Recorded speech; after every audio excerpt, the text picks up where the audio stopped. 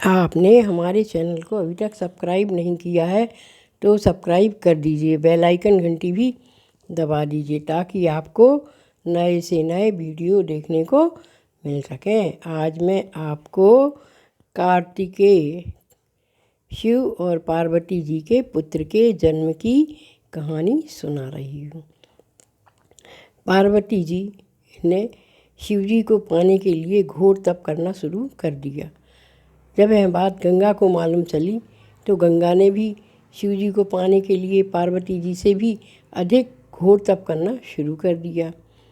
पार्वती जी की सहेली ने आकर बताया कि आपकी बड़ी बहन गंगा भी शिव जी को वर के रूप में प्राप्त करने के लिए घोर तपस्या कर रही है।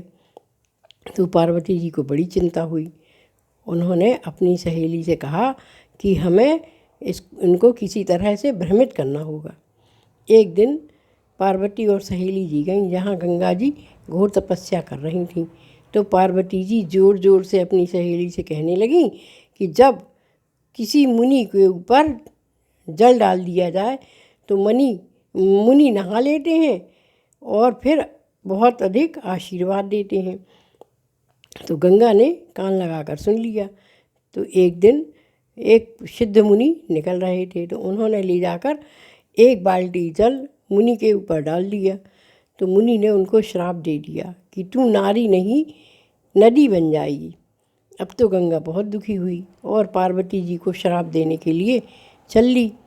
तो जैसे ही पार्वती जी को गंगा जी श्राप देने लगी तो शिव जी आ गए और शिव जी ने कहा कि गंगा, इसमें पार्वती का कोई दोष नहीं है क्योंकि पार्वती जी ने तुमसे कुछ नहीं कहा, तुमने ही कान लगाकर सुना है, इसलिए इसमें तुम्हारा ही सबसे अधिक दोष माना जाएगा। अब तुम पार्वती जी को श्राप मत दो क्योंकि यह मेरी अर्धांगिनी बनेगी, तुम्हें तो श्राप मिल गया है, तुम तो अब नदी बनोगी। तो गंगा विलाप करने लगी। शंकर जी ने समझाया कि पार्वती जी के तो संतान पैदा होना नहीं है, हमारे तेज से तुम्हारे यहाँ संतानें प्राप्त होगी। तो गंगा जी खुश हो गई और नदी के रूप में बहने लगी। अब क्या हुआ कि पार्वती और भोले बाबा की शादी हो गई। एक दिन भोले बाबा के तेज से बहुत सारा तेज निकला जो कि गंगा में बह गया। गंगा की धारा की वजह से वह 6 भागों में बट गया। तो 6 भागों में बटने से गंगा के 6 पुत्र उत्पन्न हो गए। अब गंगा बड़ी परेशान थी, 6 पुत्रों को कैसे पाले। तो उसने सप्त ऋषि को बुलाया और कहा आप अपनी पत्नियों से कहो कि हमारे पुत्रों को पाल दे। पर 6 पुत्र पालना बड़ा कठिन था। कभी कोई रोता, कभी कोई रोता, कभी वो जो पत्नियां थीं ऋषि की वो भी परेशान हो गईं और गंगा भी बहुत परेशान हो गई। तो गंगा ने कहा कि हम क्या करें। तो गंगा ने भोले बाबा से प्रार्थना की और कहा कि भोले बाबा इन 6 पुत्रों को आप एक पुत्र बना दीजिए। उन्होंने कहा ठीक है।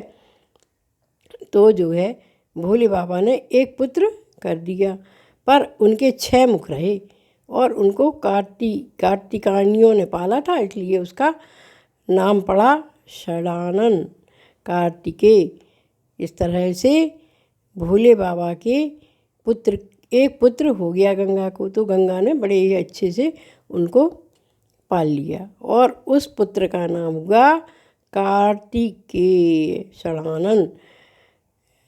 जो है इस तरह से भोले बाबा के जो है पुत्र का जन्म हुआ, जो है जिसने कि बहुत बड़े राक्षस को मारा। आपको शायद मेरी कहानी पसंद आए। भोले बाबा के इस पुत्र की जो पूजा करता है वह संसार से तर जाता है।